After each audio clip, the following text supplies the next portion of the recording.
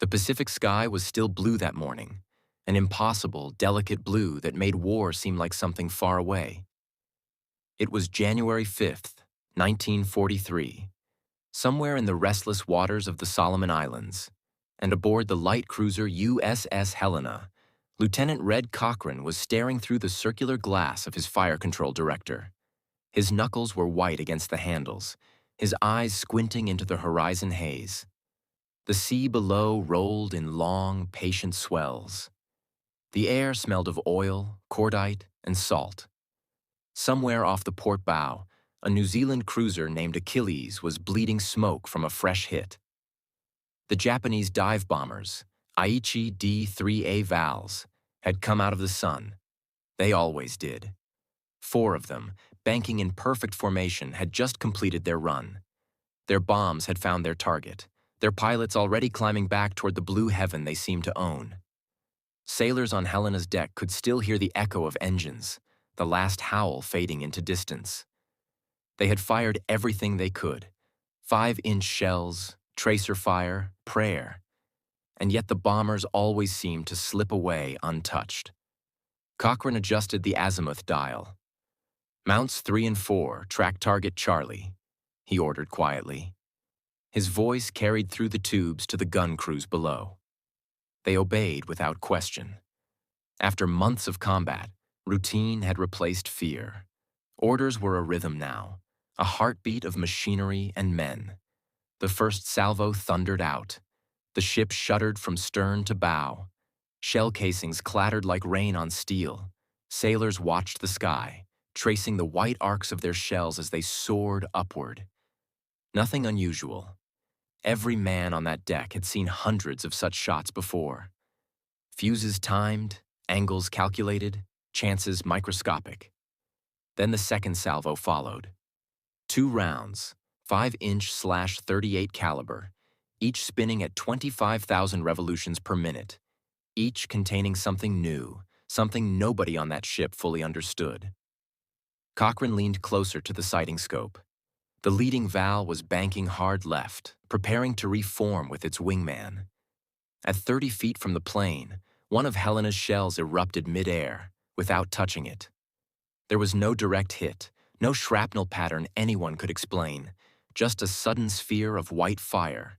The Japanese plane disintegrated, wings shearing off, fuselage breaking apart as if torn by invisible hands.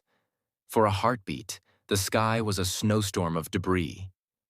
Then the pieces began to fall, slowly, almost gracefully, into the Pacific below. Silence rippled across the deck. Cochran blinked. Did we hit that?" a gunner whispered. "No," said another, almost afraid of the answer. The men looked toward their lieutenant. He didn't speak. He couldn't. What they had just seen broke every rule of the war they thought they understood. A shell had exploded near a plane, and yet destroyed it completely. Below decks, the sound of the hit traveled like a rumor. Radio men shouted down the corridors, voices echoing through bulkheads. "They got one! They got one midair!" But even the excitement carried confusion. How? In the plotting room, a young ensign traced the last trajectory on his chart. The shell's timing hadn't matched the preset fuse interval. It wasn't supposed to go off there. He double-checked the math, rubbed his eyes, and said nothing. Cochran finally lowered his binoculars. Smoke drifted upward from the distant patch of ocean where the plane had disappeared. He exhaled slowly. "Reload," he said, voice steady again. They fired again. Another plane vanished. By the third explosion, disbelief had turned into awe. The crew of Helena began to understand that something had changed, that their weapons, their odds, maybe even the war itself had shifted in that brief slice of sky. Across the formation, the New Zealand cruiser's surviving crew watched, cheering faintly through radio static. "Helena's got some kind of magic shells," one sailor murmured. Magic. That was the only word that made sense in the moment. But there was no magic. There was science, hidden, fragile, and revolutionary. Inside those shells were devices small enough to fit in a pint bottle, yet smart enough to know when a target was near. They didn't rely on clockwork or guesswork. They could sense proximity through invisible radio waves. When the reflected signal grew strong enough, a circuit closed, and the explosive detonated at precisely the lethal distance. No one aboard Helena fully knew it, but they had just unleashed a weapon that would rewrite aerial warfare. The rest of that morning passed in a strange calm. The Japanese attack force withdrew, minus 3 aircraft that never made it home. The crew of Helena remained on alert, scanning for new threats, but none came. The ocean resumed its indifferent rhythm. The sky, once again, was empty. Cochrane stepped onto the main deck after his watch. The sun had begun to drop, gold across the sea. A mechanic handed him a cigarette, lit it, and said quietly, "Sir, what the hell did we just fire?" Cochrane looked at him, unsure whether he was allowed to answer. "Something new," he said finally. "Something the brass said we weren't supposed to talk about." He didn't know the half of it. Months earlier, the fuse he'd just used had been considered impossible. Scientists had sworn that no electronic device could survive the shock of being fired from a gun, 20,000 times the pull of gravity. Yet somewhere in Maryland, in a hidden laboratory under the Carnegie Institution, a team of physicists had proved otherwise. They had built a shell that carried its own radar. And now, over the Solomon Islands, their miracle had drawn first blood. The message traveled fast, coded and urgent, through naval channels. New fuse operational. First confirmed kill. Function perfect. Admiral Halsey's staff and Noumea stared at the report, then at each other. If it was true, it meant the rules had changed. It meant ships could now defend themselves not just with courage, but with precision. That night aboard Helena, the sailors didn't sleep much. Some replayed the moment in their minds, trying to find logic. Others simply felt relief, the rare sense that something had finally tilted in their favor. For months, they had watched Japanese planes attack with near impunity. Now maybe, that era was ending. In the wardroom, Cochrane wrote in his logbook before lights out. His handwriting was careful, formal. Engagement successful. 2 enemy aircraft destroyed by near-miss detonations. He hesitated before adding, "Performance of new ammunition exceptional." Then he paused, pen hovering, and wrote what he truly thought. It was as if the shell knew. He didn't show that line to anyone. Dawn broke the next day over a quieter sea. The war moved on, indifferent as ever, but the men aboard Helena carried a private memory of the moment the sky had turned intelligent. One of them, Chief Gunner Cates, would later say, years after the war, that it felt like the guns had grown eyes. Another, a seaman named Riley, described it differently. "We stopped shooting at planes. We started shooting around them, and the shells did the rest." Those testimonies would surface decades later in oral histories, but on that day they kept silent. The fuse was top secret. The Japanese couldn't know. The world couldn't know. Even on Helena, only a few officers understood the full picture. The rounds were labeled simply VT, variable time fuses. The term was a deliberate misdirection, a linguistic smokescreen to hide the truth, that these shells didn't rely on time at all. They relied on proximity, on radio reflection, on a ghostly signal that whispered to metal about distance and death. That afternoon, the task force regrouped. The Achilles was limping home, smoke trailing like a scar across the horizon. Helena remained on station, guns cleaned, barrels cooling in the wind. The sea stretched endless, broken only by sunlight flashing off waves. Cochrane leaned on the rail and watched the wake unroll behind the ship. He felt the strange mixture of pride and unease that comes when man touches something new and powerful. "We didn't just hit them," he said softly to himself. "We outthought them." He didn't know that phrase would echo later in military reports, repeated by generals who had never smelled gunpowder. But the idea was true. For the first time, technology had given human reflexes a rival. Somewhere in Tokyo, a week later, Japanese intelligence analysts examined the fragments recovered from a downed aircraft. They found tiny shards of glass, twisted wires, and something that looked like a battery cell, but nothing that made sense.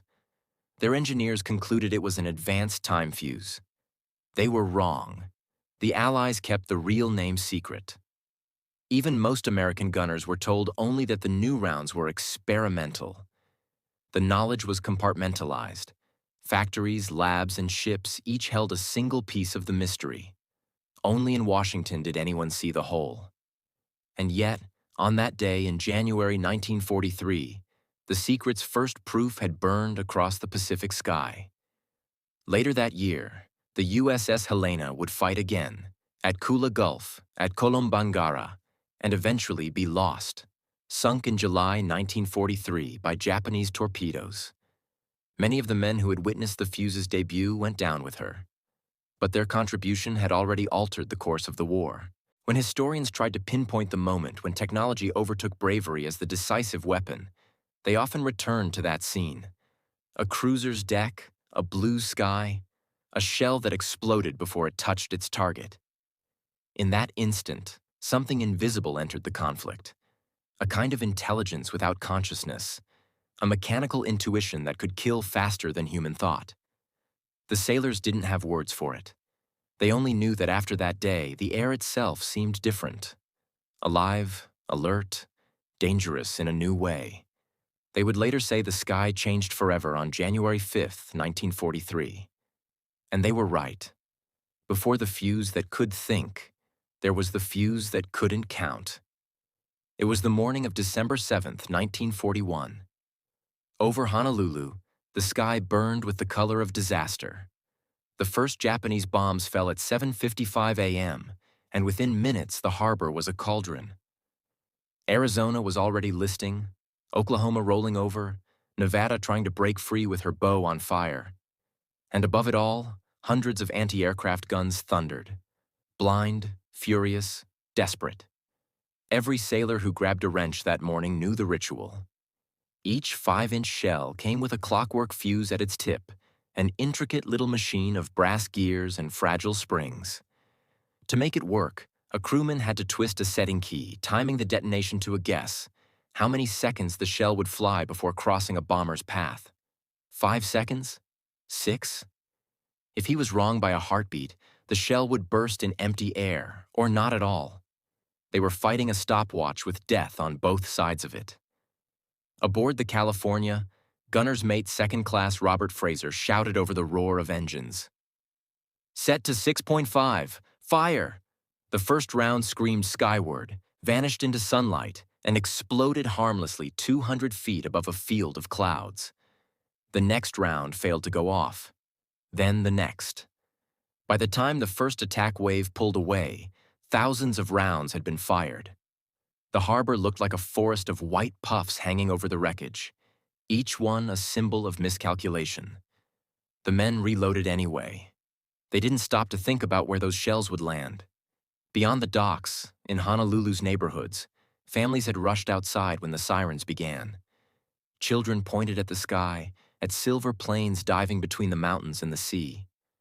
Nobody imagined that American steel would start raining down on their own roofs. On King Street, a cafe owner named Emiko Tanaka was pouring coffee when a deafening blast threw her to the floor. A shell, fired from a battleship 2 miles away, had torn through her roof and detonated in the dining room. The explosion shattered every window on the block. She survived. 3 of her customers didn't. A few blocks east, a city bus caught the fragment of another shell. A mother shielding her son was killed instantly. In total, 68 civilians died that day, not from Japanese bombs, but from American fuses that misread time. Later, the official Navy report would call them stray rounds. The language couldn't hide the truth. The weapons meant to protect had turned on their own. When the smoke cleared, the engineers began to count the cost.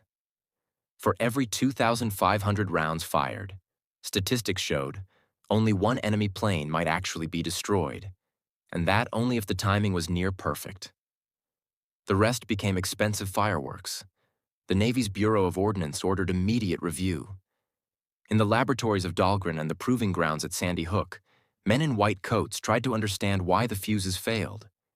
They dissected them with tweezers, measuring spring tension, gear tolerances, and the consistency of explosive powder.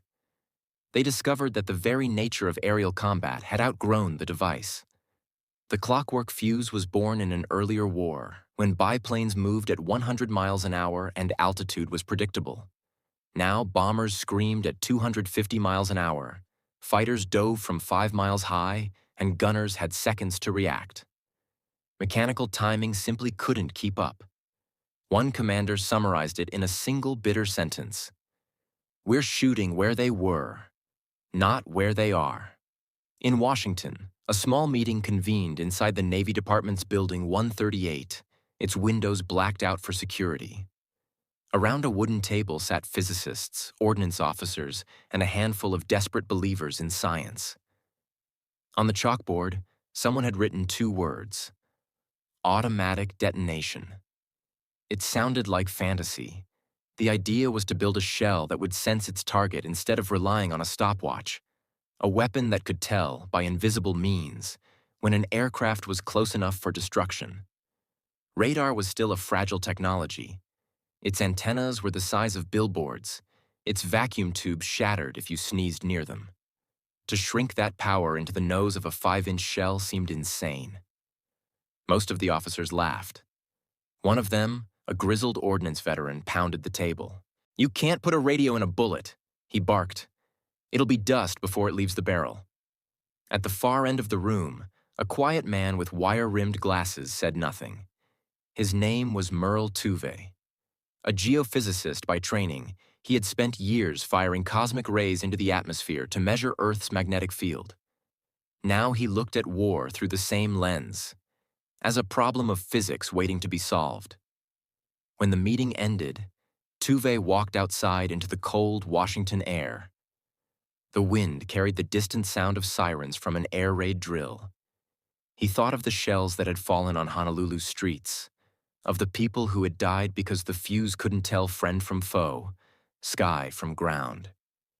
He made himself a promise. There would never be another Pearl Harbor fought with guesswork. The following week, Tuve gathered a handful of colleagues inside the basement of the Carnegie Institution.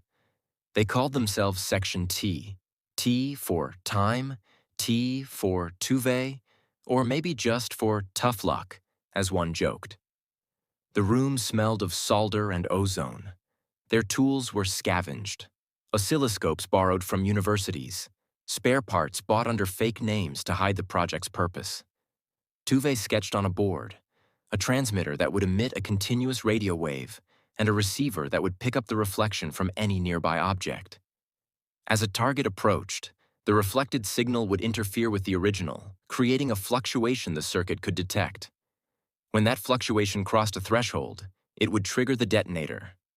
No clockwork, no guesswork, just physics. The challenge was making the device survive launch. Firing a shell subjected it to 20,000 Gs of acceleration, the equivalent of slamming a radio set into a concrete wall at Mach 2. Glass tubes shattered, wires tore loose. The first prototypes didn't even make it out of the barrel. Still, the team refused to give up. They reinforced tubes with shock-resistant alloys, miniaturized filaments, wrapped circuits in resin, and invented new batteries that remained inert until the shell's spin awakened them in flight. Every failure became a step closer. By mid-1942, Tuve's group had something that looked almost plausible: a fuse the size of a soda bottle, its metal casing sealed against moisture, its nose packed with circuitry delicate as a watch. They carried it to the Navy proving grounds. The first test nearly killed them. The shell was fired from a 90-millimeter gun across the Potomac Range. It detonated 50 feet from the ground, a violent success that shattered nearby windows and drew cheers from the observers.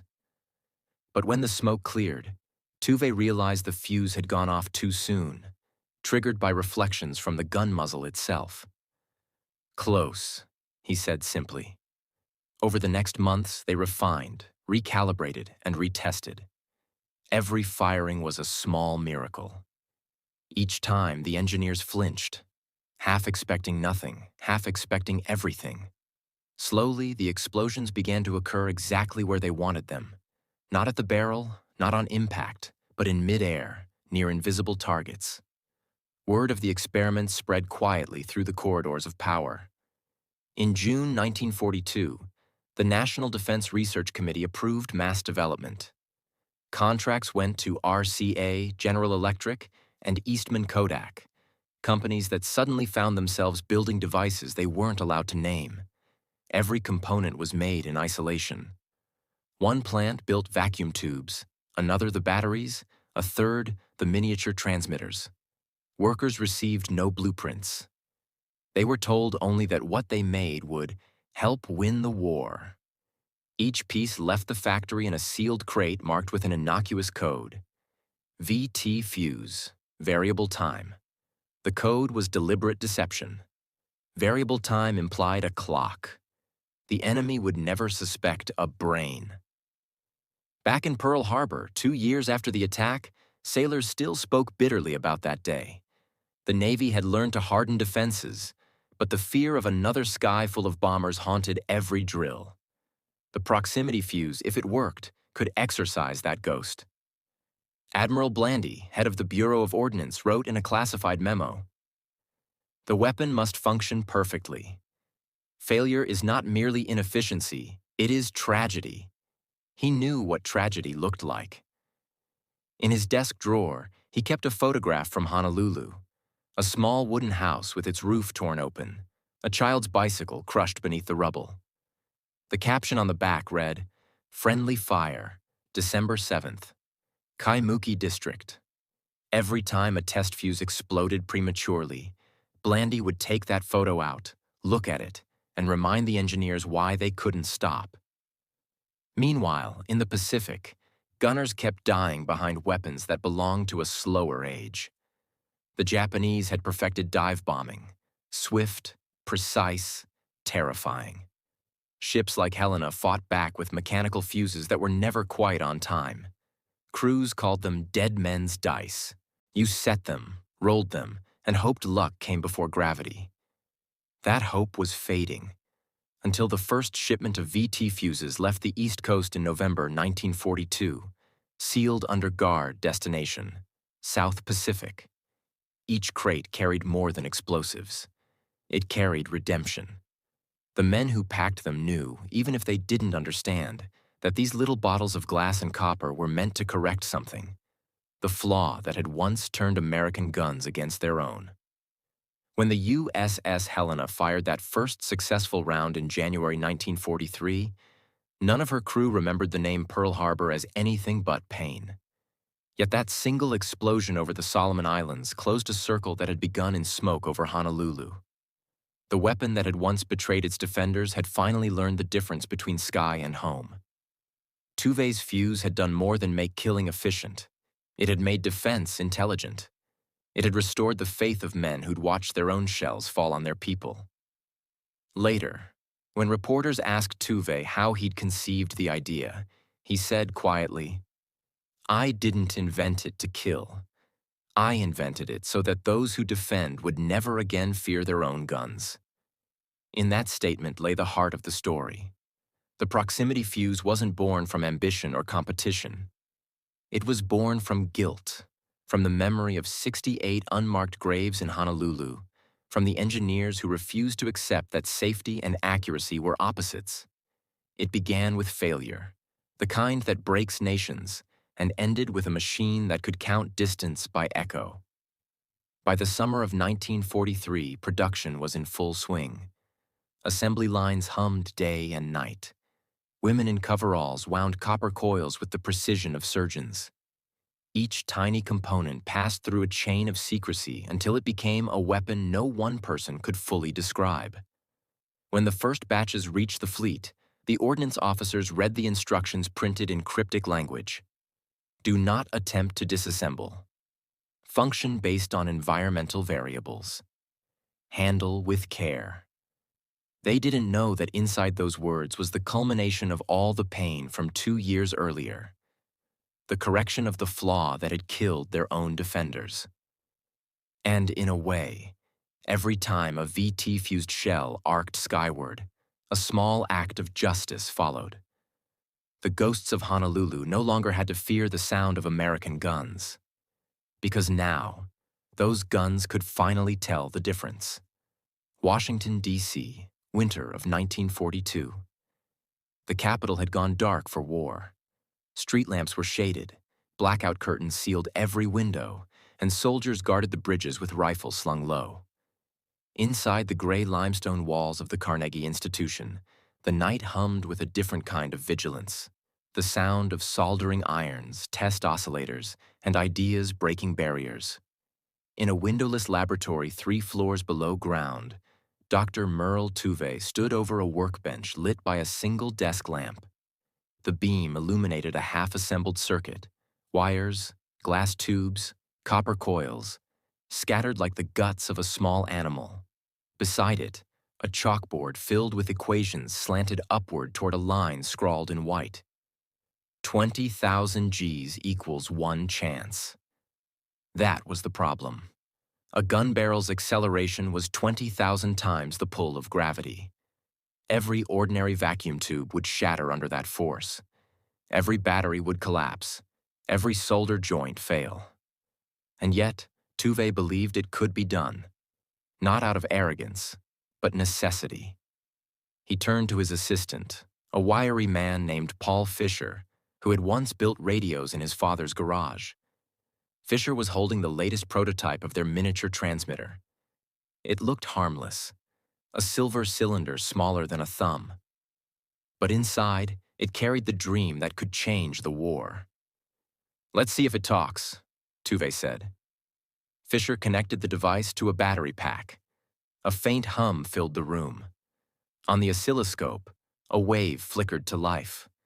They both stared at it as if watching a heartbeat. "Signal clean," Fisher murmured. Tuve nodded. Now we just have to make it survive a cannon. That was the impossible part. Outside, the country was rushing toward total war. Across the Potomac, factories glowed through the night, their chimneys writing smoke against the sky. But what was happening in that quiet basement had no banners, no headlines. It was a secret effort under the National Defense Research Committee. Code name Section T. Fewer than 50 people knew it existed. They came from everywhere. Physicists from Caltech, radio engineers from RCA, instrument makers from small Midwestern workshops. Most had never fired a gun. They spoke in volts, ohms, and waveforms. And yet, they were building a weapon. Tuve treated them like explorers on a new frontier. "We're not trying to make better guns," he told them. "We're trying to give the bullet a brain." The phrase stuck. Their laboratory looked nothing like a military facility. Instead of uniforms, there were lab coats smudged with graphite. Instead of marching orders, there were chalk diagrams covering every wall. The air smelled of flux and warm metal. Coffee cups piled beside oscilloscopes. Someone had scrawled a joke on the blackboard. "Think small, or die large." Every day began with new failures. A test tube cracked, a filament snapped, a resistor burned to ash. When fired from a test cannon at the Aberdeen range, their first fuse didn't just fail. It disintegrated before leaving the barrel. The recovered fragments looked like metallic dust. A colonel watching the test had laughed and said, "Maybe you should try sticking to radios." Tuve didn't laugh. He simply said, "We'll need a smaller tube." And then he went back to work. The breakthroughs came one atom at a time. A young physicist named Julian Blau discovered that by making the glass walls thicker at the base but thinner near the filament, the vacuum tube could flex instead of shatter. An engineer from RCA invented a new epoxy compound that cushioned the internal parts during firing. Another team designed a tiny battery that activated only when the shell spun through the air, centrifugal switches triggering chemical contact at thousands of revolutions per second. Each idea alone was minor. Together, they were a revolution. By spring 1942, the proximity fuse had become something real enough to hold in your hand. It was 8 inches long, 3 inches wide, and weighed just over 2 pounds. The internal circuit could sense a target by radio reflection and detonate within a lethal radius of 70 feet. It was, in Tuve's words, a shell that could think for 10 microseconds, but think perfectly. Testing it, however, remained a nightmare. At the Dahlgren Proving Ground in Virginia, the team set up wooden towers topped with aluminum discs to mimic enemy aircraft. The first shot missed completely. The second detonated before leaving the gun. The third buried itself in mud. But the fourth changed everything. When the gun fired, the shell streaked upward and exploded 50 feet from the target disc. The aluminum shredded instantly. For a long moment, nobody spoke. Then one of the observers, a Navy captain with cigar ash on his uniform, whispered, "Gentlemen, it worked." Tuve didn't smile. He simply noted the data and said, "Let's do it again." They did. And again. Each time, the fuse worked better. The signal interference pattern between the outgoing and reflected radio waves produced precise timing. The concept was no longer theory. It was engineering. The shell had learned how to listen. To outsiders, the work seemed almost mystical. The War Department classified every aspect under extreme secrecy. Not even President Roosevelt knew the details, only that it was a new defensive measure. Factories were chosen for production in scattered locations to prevent leaks. RCA handled the electronics. Eastman Kodak produced the miniature tubes. General Electric built the batteries, and a dozen anonymous plants assembled final units under armed guard. Every worker signed an oath of silence. Each part arrived labeled only with a number. Nobody knew the whole. The proximity fuse became the first true black project in American history. A weapon so secret that it was shipped under false manifests reading radio components, experimental. Inside Section T, fatigue became their constant companion. They slept on benches, ate sandwiches over circuit boards, and celebrated victories by swapping jokes about gravity. One engineer taped a sign over the door, "Enter hopeful, exit humbled." But sometimes, in rare, quiet moments, they allowed themselves to imagine the impact of their work. Tuve would walk the lab floor at midnight, hands clasped behind his back, and think of the sailors at Pearl Harbor, men fighting with clocks and prayers. He wanted to give them something better. Not a miracle, but a margin. His notes from that period still survive. In one, written on a yellowing pad, he scrawled, "Our goal, to give them a chance." Not everyone believed. Military skeptics continued to call it science fiction. They argued that even if the fuse worked, mass production was impossible. The Navy demanded reliability rates above 95%, an absurd standard for a device smaller than a flashlight, built in secret and expected to survive hellfire. Tuve's team responded with data. Out of 1,000 test firings by summer 1942, more than 900 detonated within range. The numbers silenced the doubters. The project moved from research to deployment. In a hidden annex outside Silver Spring, Maryland, assembly lines sprang to life. Women from nearby towns took jobs wiring circuits so small they needed magnifying lenses. Each worker saw only a fraction of the device, never the whole thing. They called them mystery tubes. One of them, a 23-year-old named Lillian Hart, would later recall, "They told us we were building something that would save lives." That was enough. The work was delicate, repetitive, and secret. But it mattered. Every completed unit was packed in wax paper, placed in a wooden crate, and stamped with the letters VT. Those two letters would soon mean victory through technology. Tuvey's lab celebrated its first fully functional production model on September 2nd, 1942. They gathered around the test bench, the fuse resting under a glass dome. No champagne, no speeches, just quiet pride. Fisher, exhausted, rubbed his eyes. "You think they'll believe this thing actually works?" he asked. Tuvey smiled faintly. "They won't have to believe. They'll see it in the sky." He was right. 3 months later, in November, the Navy loaded the first shipment onto cargo planes bound for the South Pacific. The destination was kept secret even from the pilots. The only instructions: deliver to Fleet Ordnance, Guadalcanal region. In those crates lay the culmination of physics, persistence, and a refusal to accept impossible. The team didn't celebrate long. There was always the next improvement, the next test, the next nightmare of reliability statistics. But for the first time, they allowed themselves to imagine a future where anti-aircraft fire wasn't blind. Tuvey once wrote to his wife, "When this is over, maybe people will forget our names." "That's fine. I just want the boys on those ships to live long enough to come home and forget ours." His humility defined the project as much as its innovation. He didn't care for medals or speeches. He cared about precision, about numbers that meant fewer widows. In December 1942, Admiral Blandy visited the lab. The engineer stood stiffly as he examined the tiny fuse under a magnifying glass. "So, this is what we've been waiting for," Blandy said. "A radio the size of a bullet." Tuvey corrected him gently. "Not a radio, sir." A decision-maker, Blandy looked up. "Then let's hope it decides in our favor." Within weeks, those decisions would echo over the Solomon Islands, when the USS Helena fired the first proximity-fused shells into combat. And history turned a page. When news of Helena's kill reached Section T, the lab erupted in cheers.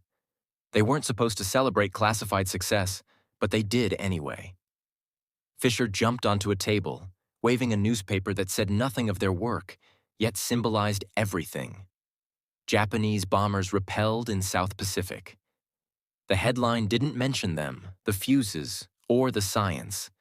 It only said victory. For the men and women of Section T, that was enough. Tuvey stood apart, smiling quietly. "That's for Honolulu," he whispered. As the war expanded, so did the reach of their invention. By late 1943, the proximity fuse was being used in artillery shells over Europe, in anti-aircraft batteries defending London from V-1 buzz bombs, and in every major naval engagement across the Pacific. But the root of it all, the moment of defiance that birthed it, remained that small lab under Carnegie, where a handful of exhausted minds refused to believe that impossible was a word physics couldn't change. When the war ended, historians would call radar, the atomic bomb, and the proximity fuse the three greatest scientific contributions of the conflict. Two of them were loud. One was silent. The fuse didn't change the world with spectacle. It changed it with certainty. The certainty that knowledge could outthink terror. And that certainty began in the quiet hum of a basement, with a man who looked at shattered glass and saw not failure, but the start of something that would let the next shot count. The men of Section T refused impossible. And because of them, for the first time in history, a weapon could listen before it killed. By January 1943, the Pacific had become a graveyard of lessons learned too late. American ships still sailed with damage scars from Guadalcanal and the Coral Sea, every bulkhead etched with memories of screaming dive bombers. Yet out there, hidden in steel lockers under armed guard, waited the quiet miracle born in Washington's basements: the proximity fuse. On the deck of the light cruiser USS Helena, Lieutenant Red Cochran stood again at the fire control director. Around him, the ocean shimmered like hammered glass, deceptively peaceful. But the radar screens were alive. The Japanese were coming. Reports crackled through the task force net. Inbound formation, 12 VOLs, altitude 6,000, bearing 180. Men tightened flak jackets. Ammunition hoists groaned. The new shells, marked VT for variable time, rolled down feed belts and locked into gun breeches with metallic clicks that sounded almost ceremonial. Cochrane gave a single order. "Commence fire!" The first barrage roared out. Sailors braced against the concussion, watching as bright specks of tracer arced upward toward the sun. Then, 50 feet from a bomber's wingtip, one shell blossomed into white light. The aircraft disintegrated. No direct hit, just proximity, perfection, physics in motion. "Target down!" someone shouted. Another explosion flared near a second plane, then another. Within seconds, the air was filled with fragments of engines and wings. What had once taken thousands of rounds now took dozens. The men cheered, disbelief turning to exultation. Below decks, the ammunition crew worked like a heartbeat. Hot brass clattered to the floor. Powder smoke drifted through the vents. The smell was sharp, electric, the scent of technology finally catching up with courage. Admiral William Halsey received the combat report that evening aboard his flagship. He read the decrypted message twice. VT fuse performance exceptional. 3 enemy aircraft destroyed by near-miss detonations. No duds observed. He exhaled, grinning at his staff.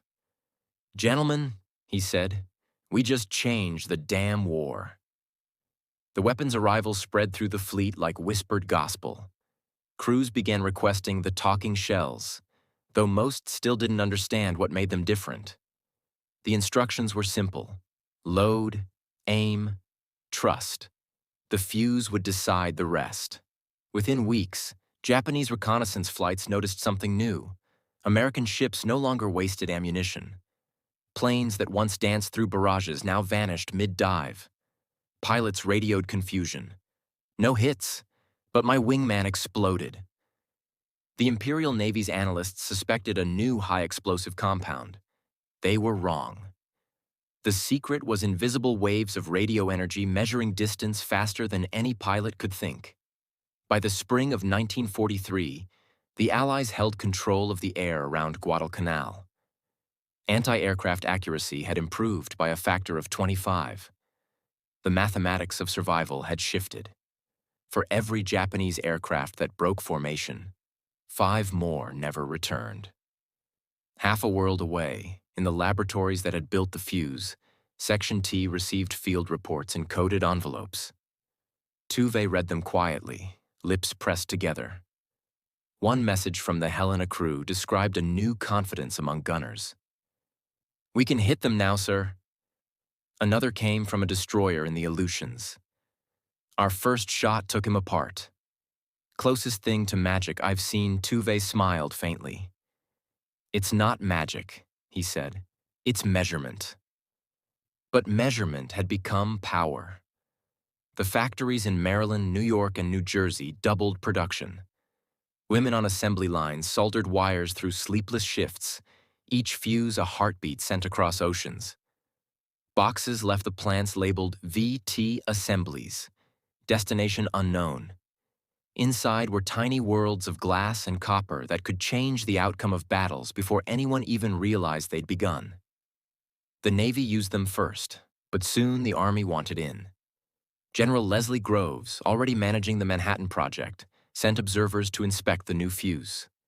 One colonel, after watching a demonstration, wired Washington a single sentence: equivalent in effect to discovery of radar. By late 1943, coastal guns in Britain were receiving shipments for testing against the German V-1 buzz bombs.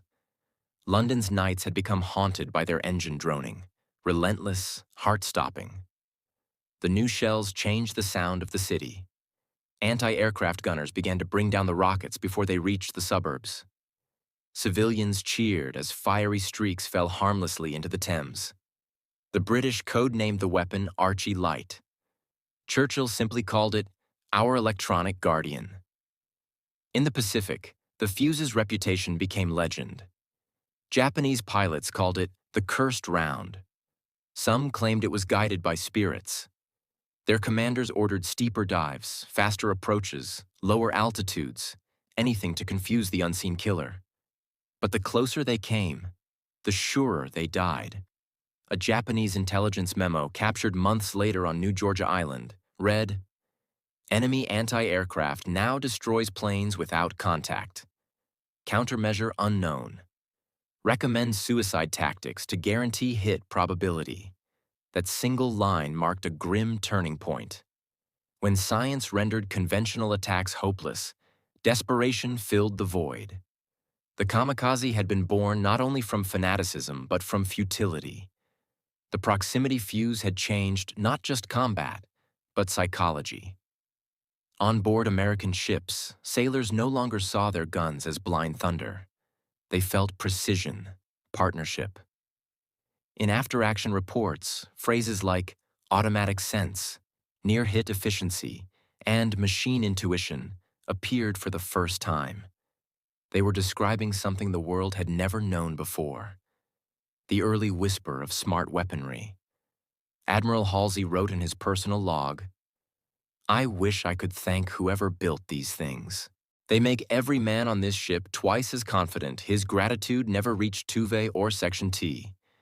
Their work remained classified even after victory." In the winter of 1944, the Fuse crossed the Atlantic to join the greatest land battle of the war, the Battle of the Bulge. Snow covered the Ardennes. German artillery pounded American lines from hidden forests. Visibility was near zero. Traditional fuses failed. Timed shells either buried themselves in snow before exploding or detonated uselessly overhead. Then, on December 24th, General George S. Patton's Third Army received new ammunition labeled VT, "Do not use without authorization." Patton, impatient as ever, broke the seal himself. "Authorization," he growled. "Granted." He ordered the first proximity-fused artillery strike of the European theater. The shells soared over frozen woods, sensing treetops, and burst 40 feet above German infantry. The effect was apocalyptic. A rain of shrapnel shredded troops who had believed they were safe under cover. In one engagement alone, a single American battalion inflicted 700 casualties in under 10 minutes. Patton wrote in his diary that night, "This fuse is devastating. The enemy doesn't know what hit him. It's like God reached down and flipped a switch." Back in Washington, the scientists read those words with mixed feelings. Pride, yes, but also humility. Tuve reminded his team, "Every explosion you read about means a boy on our side lived who might not have." He refused every medal offered. When a Navy liaison suggested a public commendation, Tuve replied, "Give it to the factory girls. They're the ones who made it work." By mid-1945, over 22 million proximity fuses had been produced. They cost nearly $1 billion wartime dollars, but saved far more in ships, planes, and lives. At sea, their accuracy transformed strategy. Carrier groups could now defend themselves against waves of bombers before they reached torpedo range. On land, artillery units achieved lethality once thought impossible. And in the skies over Europe, fighter pilots flying beneath the protection of proximity-fused flak finally saw what victory looked like. Enemy formations breaking apart before ever seeing their targets. For every bomber destroyed by a near miss, for every crew that made it home, there was a ghost of Pearl Harbor quietly avenged. When Japan's surrender was announced in August 1945, most Americans credited the atomic bomb, radar, and overwhelming industry. Few knew that behind those grand names lay a silent partner, a fuse no larger than a pint bottle that had turned defense into decision. Years later, historians would call it one of the 3 pillars of Allied technological triumph. Yet among sailors, the praise was simpler. They said, "The fuse that thought for us." One evening, long after the war, Merle Tuve walked alone along the Mall in Washington. The reflecting pool shimmered in the windless dark. He paused by the Lincoln Memorial and looked toward the Capitol Dome, lit faintly under the stars. In his pocket, he carried a small glass tube, one of the original prototypes. Its metal was tarnished, its filament broken, useless now. He turned it over in his hand and thought about all the men who had lived because it once worked. To most of the world, his invention was a footnote. To him, it was a promise kept, a way to ensure that never again would American shells fall on American homes. He whispered to no one, "We gave the bullet eyes." Then he slipped the tiny relic back into his coat and walked on, disappearing into the same quiet that had given birth to the miracle. By the time textbooks caught up, the proximity fuse had already faded into the background of modern warfare, its descendants guiding missiles, satellites, and smart bombs.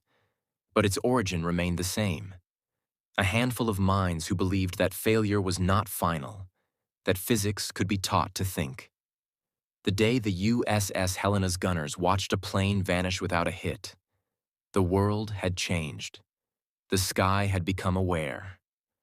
By the summer of 1945, the war that had consumed the world was finally dying.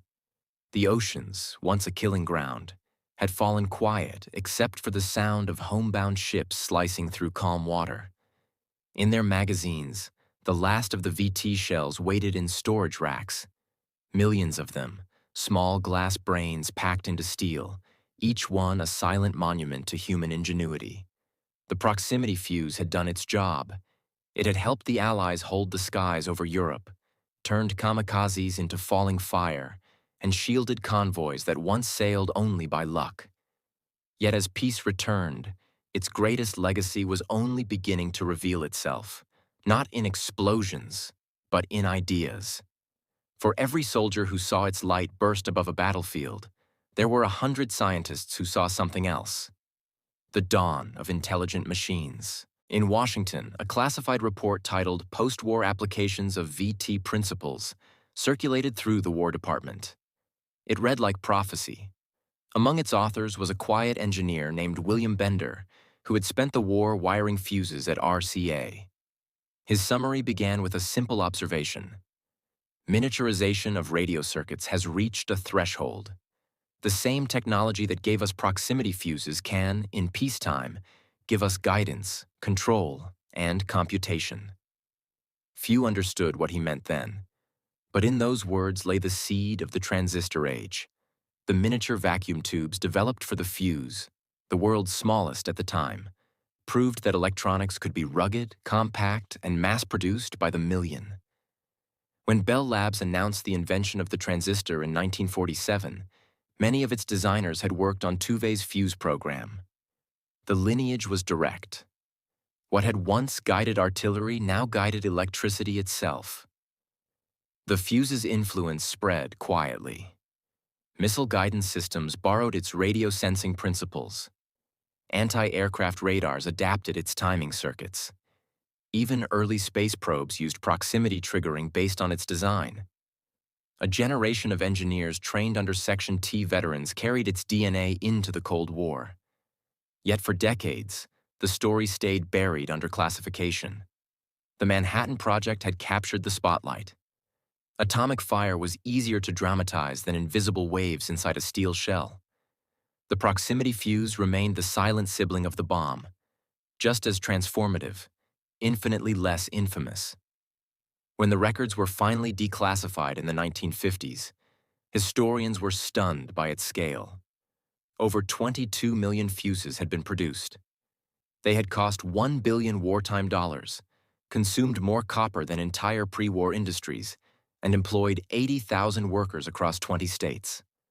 And yet, through all of it, not one complete fuse had ever fallen into enemy hands intact.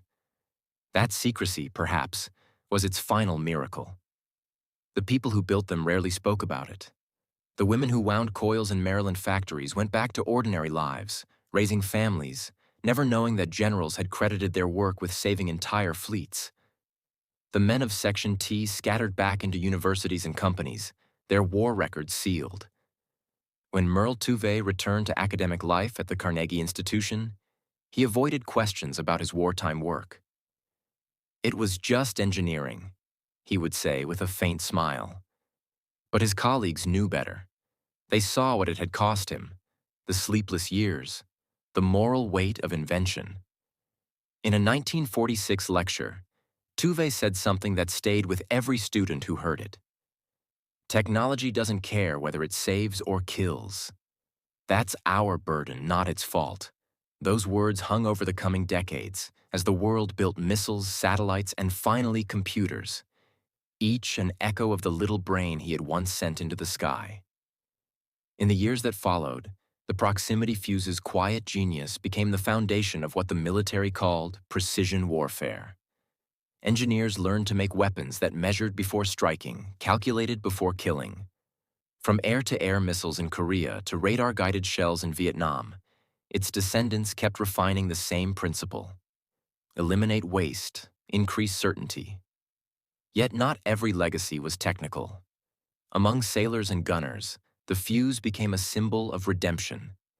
It erased the shame of Pearl Harbor's errant shells, the tragedy of defending one's home only to destroy it. When veterans met at reunions decades later, they still spoke of the day the guns grew eyes. Some brought fragments of shattered Japanese planes as proof that the impossible had once been real. One sailor from Helena, years after surviving her sinking, wrote in a letter to his son, "We saw a new kind of power that day. It wasn't luck. It wasn't hate. It was human thought made into a spark." That letter, preserved in a museum in Annapolis, would one day hang beside a small glass fuse head under the caption, "When Machines Learn to Think." The proximity fuse's moral dimension haunted its creators. It had saved lives, but it had also multiplied destruction. Some of the scientists from Section T later joined campaigns against nuclear proliferation, arguing that the true lesson of their work wasn't superiority, it was restraint. One of them, physicist Charles Lauritsen, testified before Congress in 1950. "We proved that we can make weapons smarter than the men who fire them. Our task now is to make men wise enough to use them." His warning went largely unheeded, but in that sentence lay the eternal tension between invention and humanity. A tension born in those wartime labs where curiosity had met necessity. By the 1960s, Tuve's fuse had become part of every missile defense system the United States fielded. Its principles guided Nike surface-to-air batteries, radar proximity shells, and even spaceborne sensors. The little bottle-sized brain had grown into a network of technologies that could track, aim, and decide faster than human reflexes. And with that speed came something new: dependence. Wars of the past had relied on courage. Wars of the future would rely on calculation. The proximity fuse had started that shift, turning the act of war into an equation. Historians began to debate its legacy. Was it a step toward peace through deterrence, or the first step toward a world ruled by automation? No clear answer emerged. Only one truth remained. Once the fuse had learned to sense, the battlefield would never again be blind. In 1982, the Smithsonian Institution held a small ceremony to unveil a restored proximity fuse exhibit. Few attended, mostly veterans, aging scientists, and their families. In a glass case sat one of the original units from 1943, still gleaming faintly under the light. Next to it, a bronze plaque read, "To those who gave thought the power of sight." An elderly man with white hair and steady hands leaned on a cane before the display. He was nearly 90, but his eyes still held the clarity of someone used to seeing patterns in chaos. Merle Tuve smiled faintly as a reporter asked him what he felt seeing his work honored at last. "It's not mine," he said softly. "It belongs to everyone who believed we could make something think faster than fear." He looked up at the old photographs on the wall. Sailors on deck, women at soldering benches, the blast over the Pacific sky. And his voice grew quiet. "We didn't just build a weapon," he said. "We built a beginning." That beginning rippled outward through the rest of the century. The guidance computers of Apollo, the terrain sensors of drones, the automatic braking systems in cars, all of them carried in their circuitry a trace of Section T's spirit. Machines that measure, react, and protect without waiting for human error. Every time a jetliner's radar altimeter measures distance from the ground to prevent a crash, it's whispering the same equation that once told a shell when to detonate. Every time a spacecraft senses its landing point on another planet, it echoes a technology born from fear over Honolulu's burning skies. The proximity fuse was more than a wartime invention. It was the moment intelligence left the laboratory and entered the real world. Miniature, tireless, and invisible. Even now, 80 years later, its legacy endures wherever precision meets peril. Engineers may not call it by name, but they still live by its principle: to know before acting. That's what Tuve had given the world, the blueprint for awareness itself. And so, when people say that the age of machines began with the computer, they're only half right. It truly began on January 5th, 1943, when a shell exploded 30 feet from a Japanese bomber, and the sky, for the first time, seemed to think. Today, the proximity fuse sits quietly in museums, no bigger than a man's hand, its wires dulled with age, its story almost forgotten. Visitors pass by without knowing that inside that small glass chamber once beat the heart of a revolution. A weapon that never missed because it learned how to listen. An invention born from tragedy that saved millions from sharing it. And a legacy that reminds us that intelligence, whether human or mechanical, always begins with the same humble act: the will to measure the world and to understand it before it destroys us.